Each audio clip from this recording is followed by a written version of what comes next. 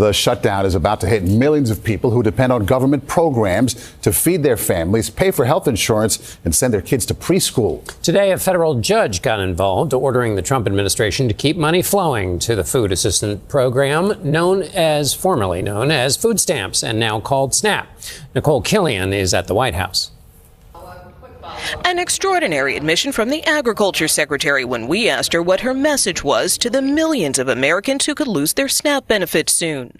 My message to America is first, the fact that your government is failing you right now. If you are in a position where you can't feed your family and you're relying on that $187 a month for an average family in the SNAP program, that we have failed you. Later, a federal judge ordered the Agriculture Department to continue paying for food stamps during the shutdown, but it was unclear when that money would arrive. All right, friends, welcome back to Dr. John Podcast. A federal judge directly ordered the Trump administration to release food assistance funds and feed people immediately. MAGA supporters erupted, calling it judicial overreach, while millions of vulnerable Americans exhaled, relieved that a judge stepped in before the situation became a full humanitarian crisis. Let's just pause and absorb the sheer scale of what was almost a disaster. We are talking about a program that keeps the lights on for roughly 42 million human beings across this country. That's not a statistic. That's nearly 1 in 8 Americans who wake up every single day relying on assistance just to put a basic meal on the table.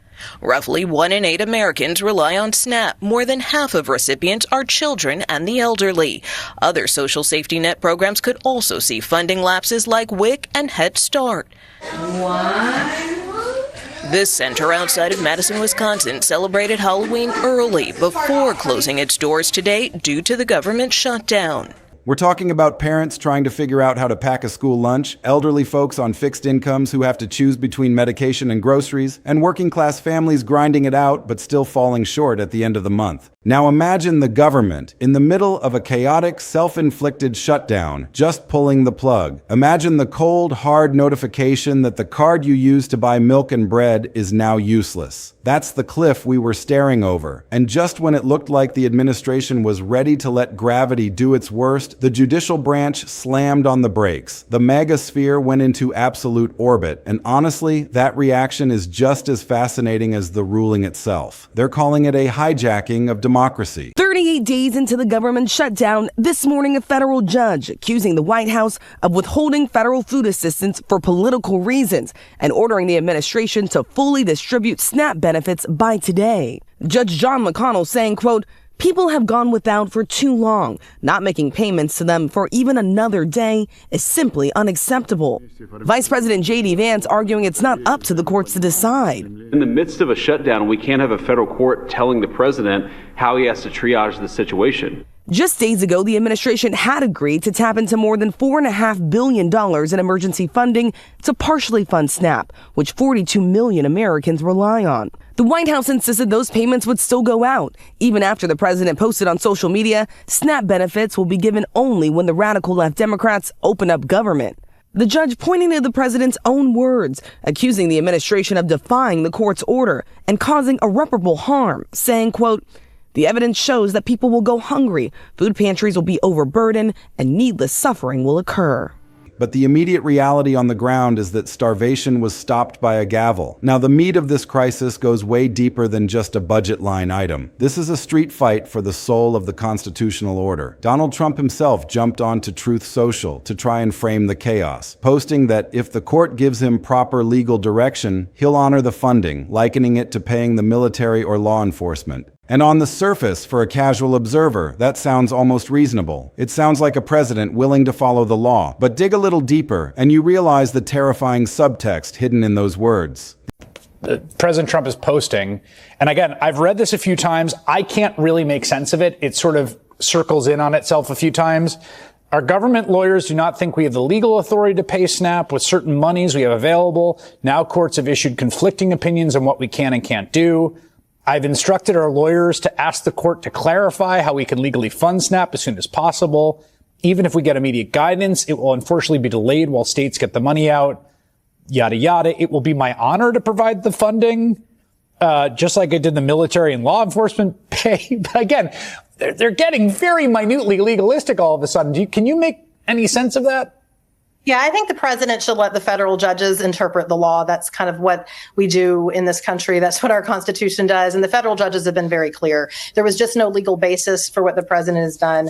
Playing politics with people's lives is not only immoral, but it's unlawful. And the court was crystal clear that come Monday, these systems have to be turned on and millions of people need to be able to get their SNAP entitlements. The admission there is that they weren't going to do it. Left to their own devices, without a judge breathing down their necks, the plan was to allow the machinery of hunger to grind forward. This wasn't a strategy of negotiation. It was a game of chicken played with the stomachs of children. So the question explodes onto the national stage. Who actually wields the sword? Is it the elected president who runs the executive branch? Or is it a robe-wearing federal judge who steps in when the moral line gets crossed? Depending on which political tribe you belong to, the answer to that question changes the entire fabric of the nation. Look at it from the perspective of the MAGA world. To them, this is the ultimate betrayal, the exact kind of administrative sabotage they've been warning about for a decade. In their eyes, an unelected, lifetime-appointed judiciary is throttling the will of the people. They see a massive, unaccountable bureaucratic blob, the deep state, using legal loopholes to stab the president in the back every time he tries to take a firm stance. From where they're standing, this isn't about food, it's about control. It's about activist judges who despise the Trump movement wrapping themselves in legal jargon to run the executive branch from a bench. They argue that if the people wanted a government shutdown to be consequence-free, they wouldn't have elected a disruptor. The fury is visceral because they believe the administration is being systematically handcuffed, prevented from ever using the leverage that a shutdown is supposed to create. To them, the judge is just another political operative with a law degree, sabotaging the presidency. But then you swivel the camera to the other side, and the view is entirely different. For them, this is a heroic intervention. It's the constitutional checks and balances firing on all cylinders precisely when they were needed most. They look at the situation and see an administration that was literally prepared to engineer a famine policy for tens of millions as a negotiating tactic. They hear government shutdown, but they see a manufactured crisis designed to squeeze the most vulnerable. In their narrative, the judicial branch is the guardian angel, the emergency brake on a runaway train. They argue that the courts exist exactly for this horrific scenario, to protect the populace when the legislative and executive branches are so broken, so consumed by petty tribalism, that they fail in their most basic duty of keeping people alive. The thinking here is simple. If you can't pass a budget, fine, but you don't get to starve the innocent to score political points. Someone had to step in, someone had to hold the line. So, who gets to claim the moral high ground? It depends entirely on whether you view governance as a cold, hard enforcement of rules or a moral contract with the people. Let's get into the nitty-gritty of this legal earthquake, because the court ruling itself is a masterclass in judicial brinkmanship.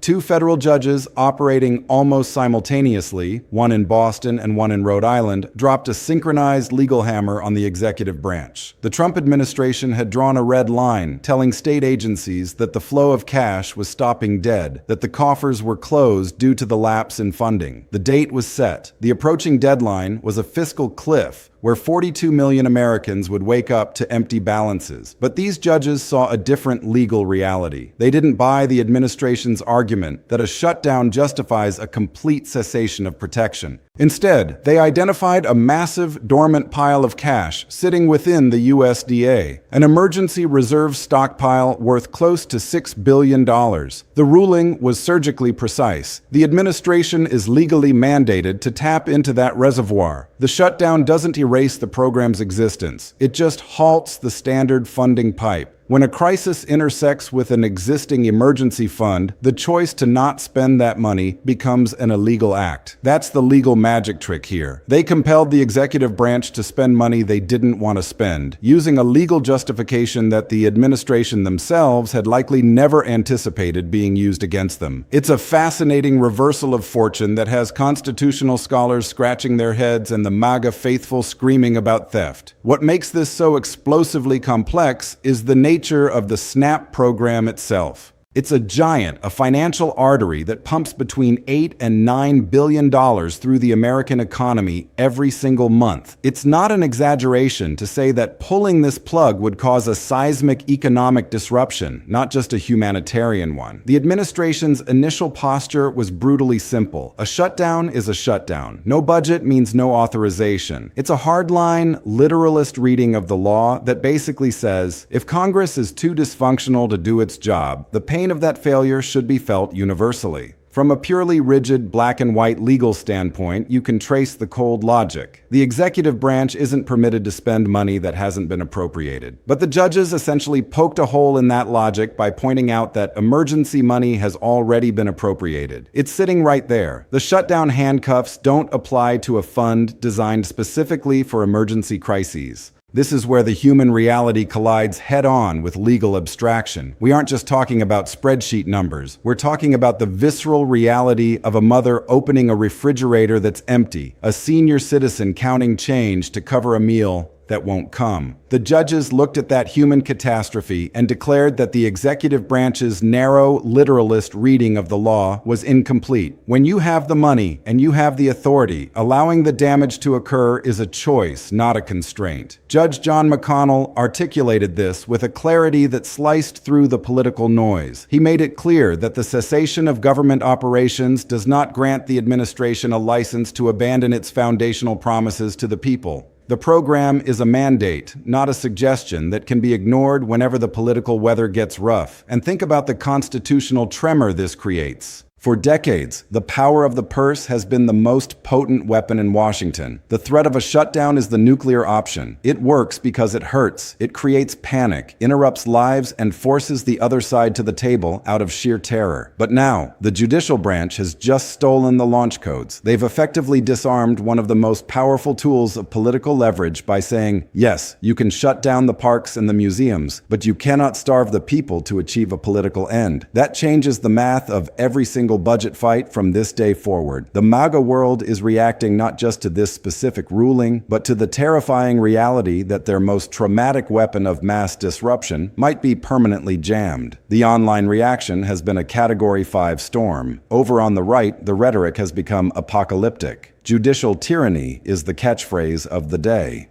They see a coordinated coup, a silent putsch by an elite class that wears black robes instead of military uniforms. Conservative media is flooding the zone with commentary about the founders turning in their graves, arguing that unelected lifetime appointees are now running the domestic policy of the republic. They feel that Trump is being treated as a puppet, forced to do the bidding of political opponents. And honestly, if you operate from the foundational belief that the executive must be an unchecked force of nature, this looks like the end of the republic. They see a judge deciding how and when the president can use emergency funds, which they view as a direct theft of the president's constitutional rights. It's a fundamentalist view of power. You elect a guy to be a wrecking ball, and then you're shocked when architects don't let him knock down the kitchen. But here is the reality check that never seems to make it into the fiery social media posts. The judges didn't just wake up and decide to play president. Multiple states filed lawsuits. Attorneys general representing their citizens walked into federal court and made a formal legal complaint. This is how the system is designed. The state said, "You are harming our people illegally," and the court agreed. That's not tyranny. That's a 911 call. The judges reviewed the law, examined the Treasury's emergency capacity, and issued an injunction based on established legal principles. This wasn't an emotional plea. It was a judicial review that found the administration was acting outside its legal authority by hoarding emergency funds during a disaster. The irony is, the MAGA crowd often votes for judges precisely because they believe in a strict adherence to the letter of the law. But when that strict adherence forces the government to actually provide for its citizens, they reject the process. It reveals that for many, the anger isn't about the law, it's about the result. Trump's response is a political work of art, a tightrope walk that only he can perform. By posting that he will comply with the proper legal direction, he's simultaneously avoiding a constitutional meltdown and fueling the victimhood narrative. He's saying, look, I'm the reasonable one here, but my hand is being forced by the deep state. He's signaling to his base that his natural instinct was to fight, to hold the line, to use every tool in his arsenal, but that the evil, globalist, unelected judiciary has him in chains. This is genius genius gaslighting on a national scale. He follows the law, which prevents a potential impeachment crisis or a genuine breakdown of order, but he frames compliance as an act of being shackled. It keeps the base angry and energized. They see a president under siege, doing the only thing he can do. Meanwhile, the checks and balances function. Food gets delivered, the crisis is averted, and the base is now more radicalized than ever against the courts.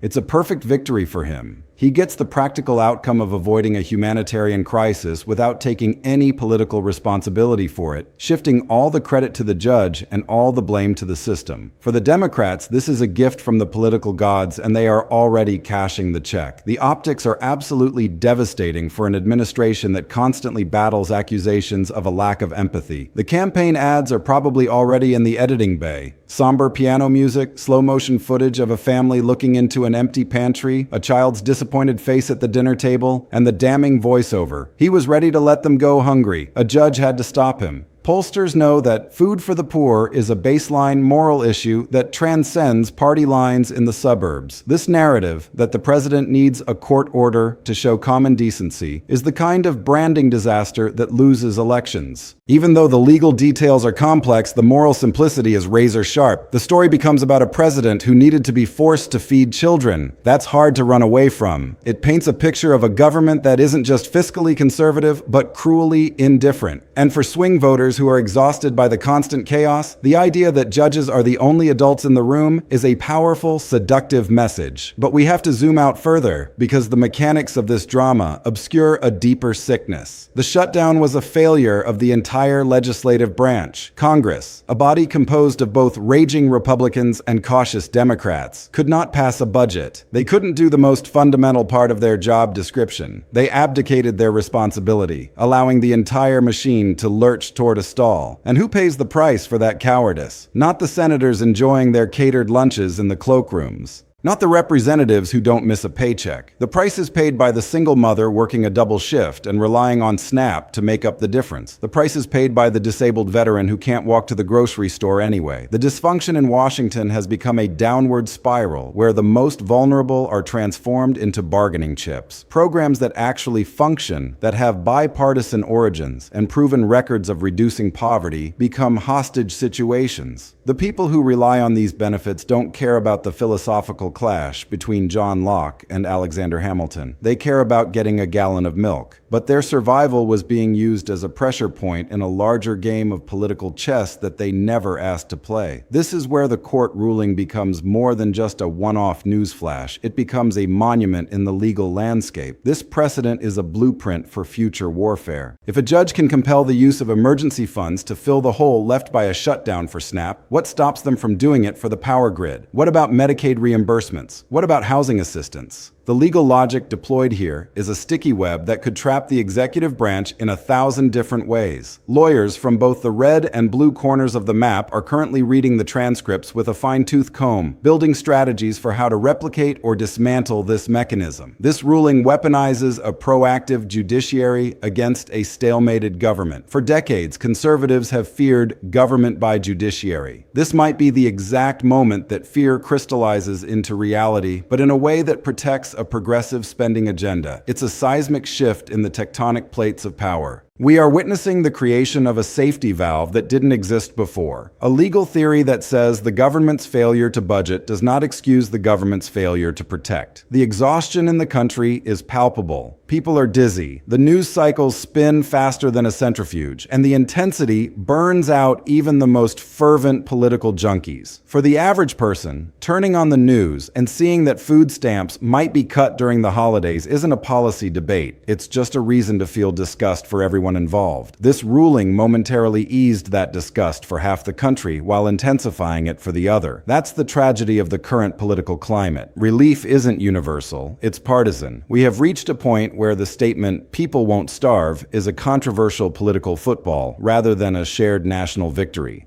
The court's intervention solves the immediate logistics. The swipe cards will work, the registers will beep, but it does absolutely nothing to drain the swamp of dysfunction that created the crisis in the first place. We've put a Band-Aid on a hemorrhaging artery. The government is still shut down. The pathological inability to compromise is still festering in the Capitol. The holidays are looming and the resolution is nowhere to be found. All we've done is kick the can down the road, guarded by a federal judge. If we are honest, this might be exactly the environment the Trump administration thrives in. Maximum velocity chaos. A state of constant, dizzying emergency where the daily shocks blur together. It's a strategy of flooding the zone so thoroughly that the institutions themselves start to crack under the pressure, forcing the courts to constantly scramble to catch up. And in that scramble, the court becomes politicized. The right screams tyranny, the left screams salvation, and the middle just wants off the ride. This erosion of institutional trust is the real goalpost. By forcing a judge to make this call, the administration has successfully transferred the burden of governance to the judicial sphere, allowing them to point at the activist courts as the reason the strongman agenda can't be fulfilled. It's a double bind. If the judge didn't act, there's a humanitarian crisis on Trump's watch. Since the judge did act, Trump gets to claim he's a victim of a witch hunt. The only constant is him being the center of the universe. We also have to stare down the barrel of the emergency powers debate. This is the legal scholar's burning question. Can you force a president to act in an emergency, or is that simply a suggestion? The Trump administration has control over massive pools of contingency funding. The assumption has always been that the executive has the discretion to say yes or no. But these judges just grabbed the steering wheel. They declared that inaction, when you have the capacity to act, is itself a violation of the legal duty of care under certain statutes. That's revolutionary. It transforms the president from a discretionary actor into a mandatory one in certain scenarios. That scares the constitutional originalists to death because it implies a vast, untapped supervisory power residing in the district courts over the West Wing. Yet, it also terrifies the civil libertarians because it works both ways. If a court can compel a president to open the purse strings, what happens when a future court is packed with activists who want to compel a president to lock down a border or seize property or engage in a military act they disagree with? The genie is out of the bottle. The relationship between the gavel and the sword has been recalibrated, and nobody is entirely sure how this new machine is going to operate in the next storm. As we look toward the upcoming political battles, the midterm messaging is already exploding. This single event has armed both sides with enough explosive material to last an entire election cycle. The Democratic ads will be visceral and emotional, drenched in human pathos, painting a world where only the courts stand between Republican governance and mass suffering. The Republican ads will be dark and ominous, highlighting a world where a cloistered liberal elite controlling the courts can strangle the economy and the will of the voters by forcing spending that the nation didn't authorize.